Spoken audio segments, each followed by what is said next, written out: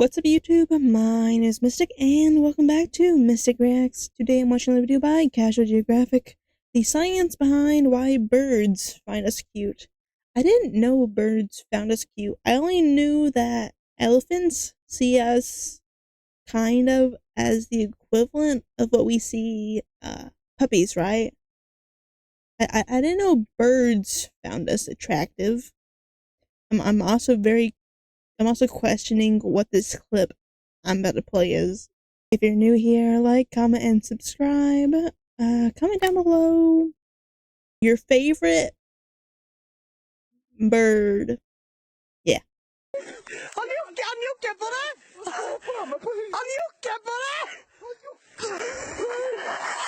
How does this keep happening? I don't All you did know. was go bird watching with your friends to hopefully learn more about the world around you. I've Instead, never been all bird you've learned is watching. that life, not unlike this bird, comes at you fast. That's how you end up with an aggressive cock on your back. And yes, that is this Chernobyl pigeon's other name. He's not the only victim. There's an uncomfortably extensive history of birds of every feather trying to make two beasts with one back together with humans.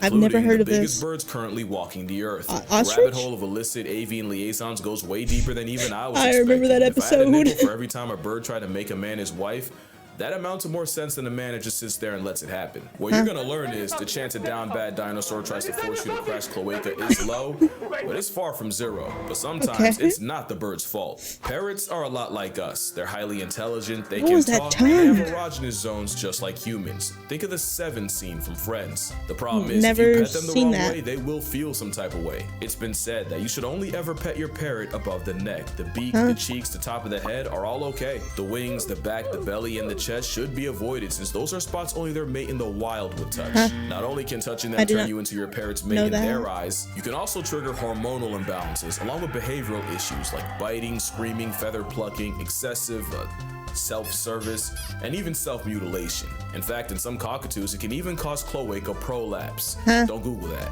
It goes beyond just leading a bird off. Starting its engine with no destination can be a blight on their health. In the words of Deadpool, they're about 80% G-spot, and they will let you know about it. And if it's not by hip thrusting your head, it's in the form of regurgitating in your ear to show their affection. In this case, it's not the bird's fault. In fact, there was one creator who went out of her way to repeatedly touch up her parrot because she thought it was funny. The whole time she was getting molested with an overachieving reptile. But there is one parrot that needs absolutely no help getting excited by humans. And you'd think this struggle parrot would pass after already getting railed by evolution. The kakapo is an indictment against all birds. It's a kiwi muppet with wings too short to soar and body too fat for flight, and they're a keel and the breastbone shy being able to fly. The kakapo also regularly forgets that they forgot how to fly, with researchers witnessing startled kakapos run up a tree and jump, only to remember gravity and faceplant on the ground. They also only breed once every 2 to 3 summers, and mothers have been known to accidentally crush eggs in the process. Safe to say the underachieving avocado chicken has nothing positive going for it, or at least they did until humans introduced unnatural predators to their homeland. The result is that today, there's currently 240 green dodos alive and living in a few tightly controlled islands of New Zealand. But the big issue with being on nature's no-flight list is how kakapos even find a mate. The answer is the male will dig a bowl-shaped depression in the ground and make deep, booming, amorous advertisements. The good news is these calls can travel up to 3 miles away. Bad news is they gotta make these booming booty calls 8 hours a day, every day, for up to 4 months straight. And worse, like all dating apps, sometimes all they attract is a predator. So as you can guess, a lot of kakapos end up mateless and dateless, and with a Kermit-colored bowling ball living for up to nearly a century, that is a lot of romantic buildup. So much that scientists have witnessed them try to make interspecies spanky to a seabird, a fallen tree branch, and even an extra curvy piece of driftwood. And there's another problem. In 1997, one kakapo was born in the bird sanctuary on Codfish Island, but was hand-raised by humans after nearly dying to a sickness at 3 weeks old. The parrot would survive, but would imprint on humans and show zero interest in his own kind. In fact, he would only direct his booming invitations to humans. This made him a poor breeding parrot, but an excellent ambassador for his endangered peers. And in 2009, zoologist Mark Carradine would visit Codfish Island to help shed some light on the species. In response, Sirocco the kakapo would proceed to violently mate with the back of Mark's head, a moment that immortalized both of them. Yes, that's where the shagged by a rare parrot clip came from, and Mark wasn't the only one. You see, Sirocco was a certified goon. He would even set up shop by an outhouse, so any human looking to relieve themselves would be chased by the feather felon looking to do the same. To the point where they had to put a fence around the loo. If Sirocco was anything, it was persistent. And scientists tried to take advantage of his preference with That What? is a bucket hat. Lose the B and add an F, and it's designed to capture Sirocco's liquid daycare to use to help further the kakapo population. The problem is, where most birds only need a few seconds to get their rocks off, kakapo coitus can infamously last an hour. So, it didn't work. Sirocco barely cooperated, and the helmet now resides in a New Zealand museum. But kakapo numbers are on the rise, Sirocco's still alive and well, and Mark will surely never wear green around Pepe Le Parrot again. But that wasn't the first time a sensually explicit hat was used to save a species. Weird. Which is ironic, because parrots are also the closest relative of the falcon. And in the falcon. 70s, the peregrine falcon nearly got wiped out in America thanks to the widespread use of the infamous pesticide DDT.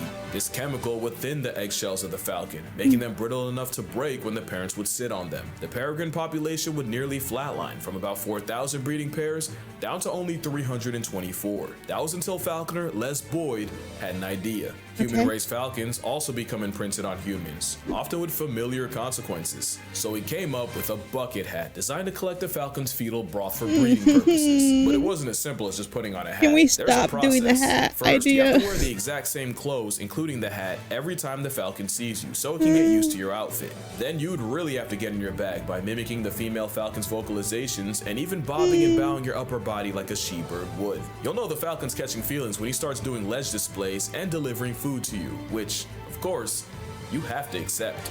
Eventually, time comes to collect, and that involves the male falcon flying past your head multiple times until eventually landing on your hat and proceeding to make love to your headwear. But there is no one and done. You'd have to repeat the falcon fornication process 2 to 3 times a day for up to 3 months straight. And remember, falcons are monogamous, so you're committing to a lifetime of skull bashing. No, I'm not. Boyd's work wouldn't go wasted, as today, there's over 3,000 pairs of breeding peregrines in America, and most wild falcons in the US are descended from those captive, potentially hat-humping birds of prey. And you can thank the dedication of those falcon enthusiasts, so hats off to them.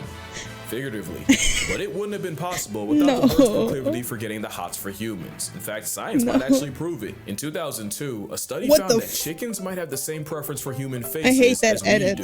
What had happened was scientists trained 4 hens to respond to the average human male face and did the same for 2 roosters, except with the average female face. They did it by taking 35 male faces and merging them to create the average male face, and again, but for females. And then they would show these chickens these faces on a screen, and the hens would be rewarded with food only for pecking on the male face, and the same with roosters, but for female faces. They did this until the chickens could get it right 3 out of 4 times. Then the test actually started. This time they used 7 faces, the average male face here and the average female face here, and they combined those 2 faces to create the average human, along with 2 faces with exaggerated female traits here and 2 exaggerated male faces here. They all look the same to me. Feminine as you move to the right. I don't see a difference between any of them.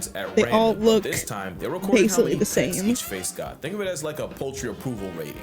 At the same time, they took 14 college students and had them rate those same faces on a scale from 1 to 10. By taking the human ratings and the chicken pecks, they found that the humans and chickens had virtually identical answers, meaning the faces that the humans found the most attractive with no training were the ones that got the biggest reception from the chickens. But while it's interesting, it doesn't exactly prove that chickens want to bone people. Well, but one study proved exactly that for the biggest birds on Earth. In the early 90s, a study was done to explain why ostrich farms in the UK were producing less bring eggs, back the hat. even though farmers swore the dino birds displayed courtship behavior every time they checked. Well, it turned out the ostriches were more attracted to people, and in the study published by British Poultry Science, 70% of the birds in one farm had displayed to humans. That display resembles an aroused Looney Tune, and it means the Jurassic drumstick wants to deliver 10 honest inches of ostrich sauce. In fact, it was believed the male spent so much time trying to solicit another species that it led to them being rejected by their own. And even if they didn't, it was proven that the ostriches got more frisky when there was a human around to watch. Some even had preferences. Some preferred men, some women, and for some, just being a person with a pulse makes you their type. I'd like to add that male ostriches can be up to 9 feet tall and weigh 300 pounds with life-canceling claws, so that's more than workplace harassment. That is a death threat. It's even a threat to the ostriches, because according to Dr. Charles Paxton, the more they yearned for humans, the less they knew what to do with their own kind. And one male nearly broke his leg trying to top a female the wrong way. And that's not the only rat tat on record trying to ravish a human. With emus, you get the same problem, with human hand raising believed to leave emus liable to assault a person. One man, Des Fallon, even learned how to attract emus by laying on his back, pedaling an invisible bicycle, and sounding like a half-expired cat. Somehow that brings all the birds to the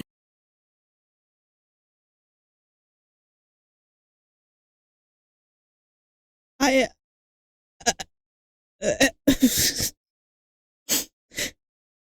I have I have no words for that pose.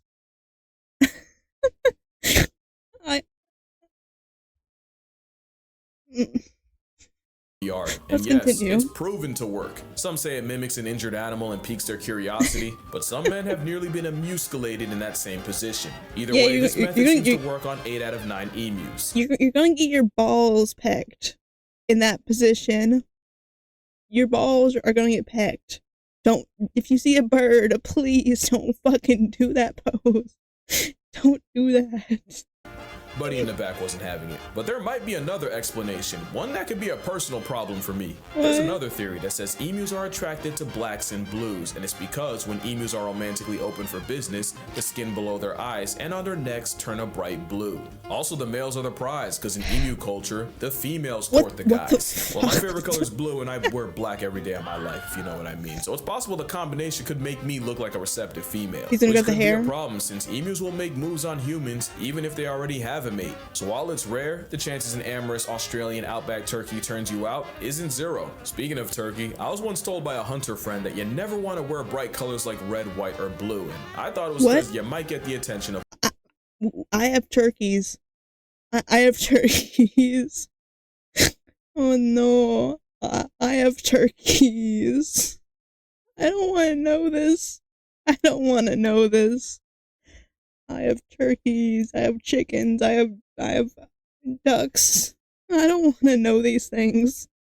a gobbler. Turns out it's so you don't accidentally get Pat Tillman by a fellow hunter. But turkeys are also on morally questionable timing. Martin Sheen and Edgar Hall of Penn State conducted an experiment where they took a taxidermied female turkey to see how many features they could remove before the males rejected it. Well, they removed the tail, the feet, the wings, all until there was just a disembodied head.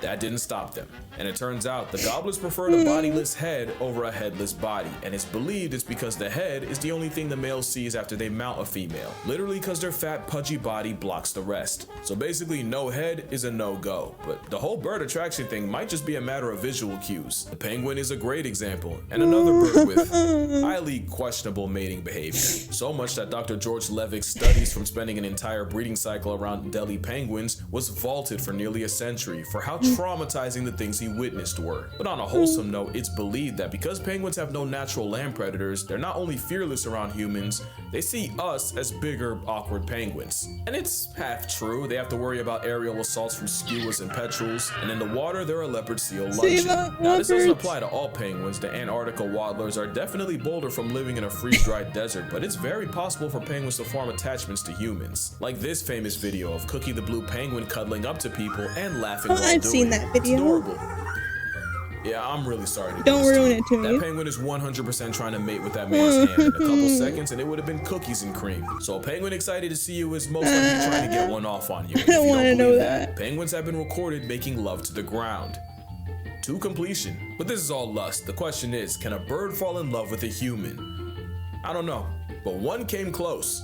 This is the white-naped crane of Mongolia and northeast China, but thanks to the loss of their wetlands, they're one of the rarest cranes in the world, with only a couple thousand left in the 90s. Luckily, Chris Crow and his wife Walnut would become a beacon to the crane cause, except Walnut was actually a white-naped herself, and her story reads like a screenplay. Walnut was born in 1981 as part of the International Crane Foundation, a foundation where humans help raise crane chicks for the wild to help boost the population. Walnut would provide a negative contribution to the census, as by age 23, she had no children and had allegedly murked 2 males, with 2 suitors found with their bellies sliced open by claws.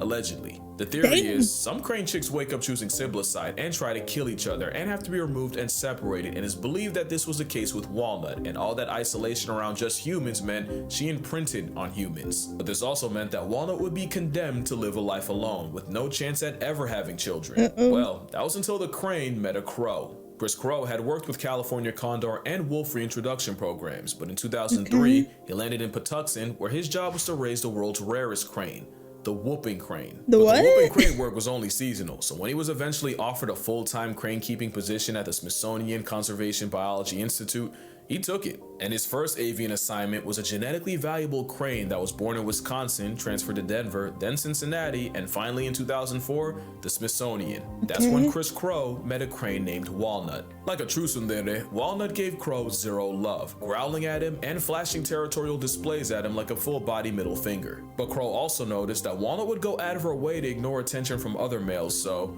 Crow had an idea. That summer, he would perform a crane courtship dance around Walnut, and not only did she eventually fold and give in, she would initiate a classic crane love duet, which Chris would add to when no one was around. Crow would take it further by hand-delivering nest material to Walnut the way her mate in the wild would, and eventually, Walnut got comfortable enough with Chris to allow him to touch her. At one point, Walnut appeared to invite Crow to mate with her. With Walnut fully seeing Crow as her mans, Chris would go through all the motions of crane mating, except he'd artificially inseminate her with the seed of another crane. Normally the process would involve multiple people holding the bird down, just a stressful time for everyone. But with Walnut fully committed to Chris, it couldn't be easier, and a commitment it was. Crow would go on to work with other cranes who would eventually get paired up with cranes of their own. But not Walnut. She was his. And cranes can live for 60 plus years, and losing a mate can be physically and mentally damaging, so Chris knew he was in it for the long haul. Even when Walnut was no longer part of the breeding program, Chris would still dance with her and would even help her incubate her unfertilized eggs. Walnut would pass away January 2nd, 2024 at the age of 42, leaving behind 8 children,